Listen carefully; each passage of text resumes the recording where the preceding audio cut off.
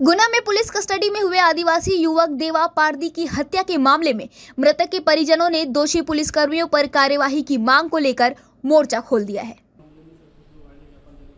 देखिए, मार्क्सवादी communist party of India है और उसके कुछ प्रतिनिधिगण, इसके अतिरिक्त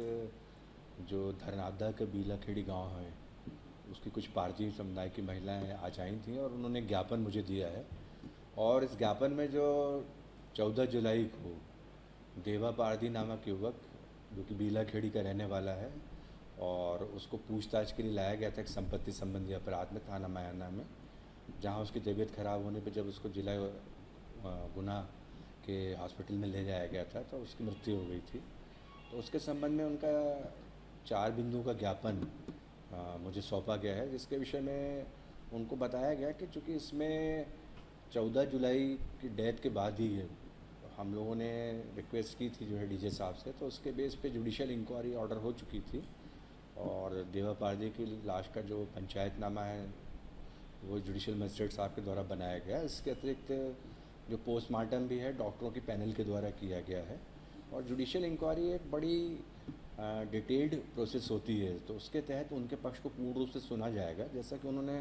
कुछ बिंदु मेरे समक्ष प्रस्तुत किए थे कि किन परिस्थितियों में देवा को लाया गया था, किस तरीके से पूछताछ की गई, तो मैंने बताया कि ये सारे पक्षों को उनको जुडिशियल इंक्वायरी के तहत रखना है। और इसके अतिरिक्त जहाँ तक हमारे यहाँ के एविडेंस का प्रश्न है तो मैंने उनको बहुत इस चीज़ में स्पष्ट कर दिया कि जिस फॉर्म में एविडेंस उस दिन था उसी फॉर्म में जो एविडेंस और हमारा पक्ष प्रस्तुत होगा। और इसके अतिरिक्त कुछ और उन्होंने बिंदु रखे थे जिसमें उन्होंने बताया था कि कुछ उनके यहाँ बच्चे रहते हैं, उनको भी जो है कई बार पुलिस ले आती है। तो मैंने स्पष्ट किया था कि जो जुवेनाइल जस्टिस एक्ट वगैरह के प्रावधान हैं उसमें बहुत स्पष्टता है कि हमको बच्चों के साथ पूछताछ नहीं करनी है और इसका पालन सामान्यतः हमारे अधिकारी करते हैं। और इस प्रकार से अन्य पक्ष भी उनके द्वारा रखे गए, जिसमें एक एस्पेक्ट ये भी था कि इसमें कुछ आर्थिक सहायता यदि जो देवा पारदी है उसके परिवार को मिल जाए, तो इस विषय में उनको अवगत कराया गया कि जो डीएम गुना हैं और जो हमारे कमिश्नर हैं ग्वालियर, उनसे मैं चर्चा करूंगा कि जुडिशियल इंक्वायरी के रहते हुए यदि कोई ऐसा प्रावधान सहायता वगैरह का है तो इस विषय में वो विचार करें। इसके अतिरिक्त एक पक्ष उनका और था जिसमें उनका कहना था कि जो ऐसे पारसी समुदाय के लोग हैं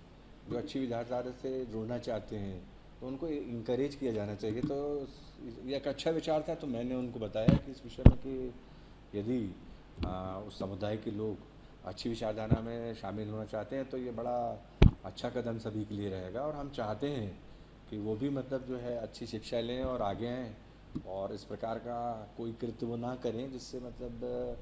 कोई प्रॉपर्टी संबंधी ऑफेंस के लिए उनको बार बार पूछताछ के लिए लाने की स्थिति बने। तो कुल मिला के 4 बिंदुओं का ये ज्ञापन है और बता दिया गया है उनको कि न्यायिक जांच जारी है, संपूर्ण रूप से वो अपना पक्ष जुडिशियल मजिस्ट्रेट साहब के सामने प्रस्तुत करें और जो भी निष्कर्ष जुडिशियल जांच के दौरान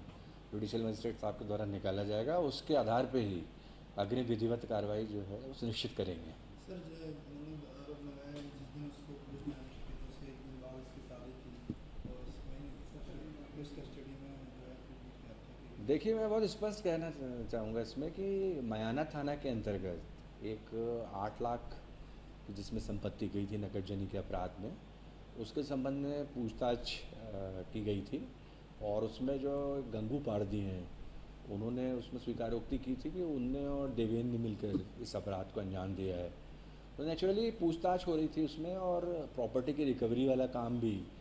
जो स्टार्ट किया जाना था मेमोरेंडम के आधार पे, उस दौरान जो है उनकी तबीयत ख़राब हुई है और इसके बाद उनको जो है जिला अस्पताल गुना में एडमिट कराया गया था। तो वहाँ मैंने बहुत स्पष्ट किया उनको कि चूँकि अब ये कस्टोडियल डेथ है, इसमें जुडिशियल इंक्वायरी ऑर्डर हो चुकी है,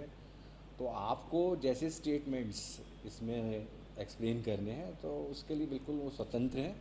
और उनके लिए पूरा हम स्वतंत्र वातावरण रखेंगे कि वो अपना पक्ष पूर्ण रूप से न्यायिक मजिस्ट्रेट साहब के सामने स्वतंत्रतापूर्वक रख पाएँ, इसमें कहीं वो बाधित नहीं होंगे। ये बिंदु भी उन्होंने रखा था, यानी कि कहीं ऐसा ना हो यानी कि जो स्टेटमेंट्स के समय कोई पुलिस की तरफ से प्रेशर आए। तो मैंने बहुत स्पष्ट कर दिया गया कि जो न्यायिक जांच की प्रक्रिया एक बड़ी पारदर्शी प्रक्रिया होती है और इसमें मैं ऑलरेडी सभी पुलिस अधिकारियों को निर्देशित कर चुका हूँ कि जैसे जैसे उनके प्रोसीजर अडॉप्ट की जाती है तो इसमें पूर्ण रूप से जो है निष्पक्ष रूप से जो जांच है